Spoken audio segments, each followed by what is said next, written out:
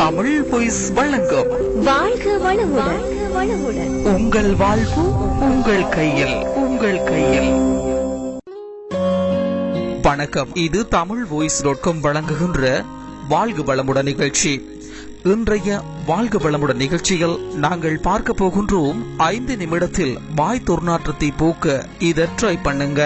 என்னதான் பிரஷ் செய்தாலும் சிறிது நேரத்திலேயே வாய் துர்நாற்றம் வீசுகிறதா?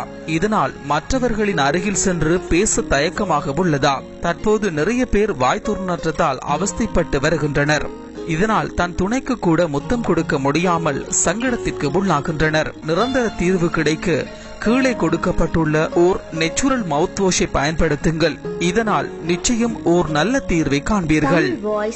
தேவையான பொருட்கள்: எலுமிச்சை 2, வெதுவெதுப்பான நீர் 1 கப், பட்டை பொடி அரை டீஸ்பூன், சோடா உப்பு 1 டீஸ்பூன், தேன் 1 டீஸ்பூன், பட்டை.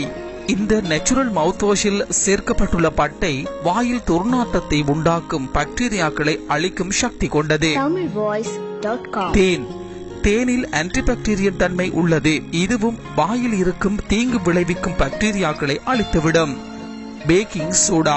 பேக்கிங் சோடாவில் உள்ள ப்ளீச்சிங் தன்மை பற்களில் இருக்கும் மஞ்சள் கரைகளை அகற்றும். எலுமிச்சையிலும் ப்ளீச்சிங் தன்மை உள்ளது. அது மட்டுமன்றி எலுமிச்சை நல்ல நறுமணத்துடன் இருப்பதால் இது வாய்க்கிருமிகளை அழித்து வாயை புத்துணர்ச்சியுடனும் துர்நாற்றமின்றியும் வைத்துக் கொள்ள உதவும். தயாரிக்கும் முறை: ஒரு போத்தலில் எலுமிச்சை சாறு, பட்டை பொடி, சோடா உப்பு மற்றும் தேன் சேர்த்து அத்துடன் வெதுவெதுப்பான நீரை ஊற்றி நன்கு குலுக்க வேண்டும். பின்பு அதில் 1 தொடக்கம் 2 டேபிள் ஸ்பூனை வாயில் ஊற்றி ஒரு நாளைக்கு பல முறை வாயை கொப்பளித்து வந்தால் வாய் துர்நாற்றம் நீங்கும்.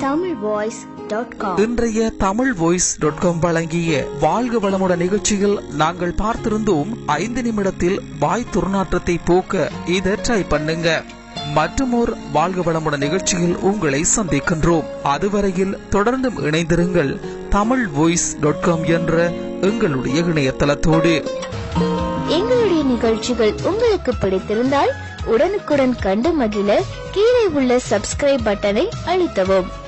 எங்களுடைய நிகழ்ச்சிகள் உங்களுக்கு மிகவும் பிடித்திருந்தால் உங்களுடைய நண்பர்களுக்கும் ஷேர் செய்யவும். நன்றி, வணக்கம்.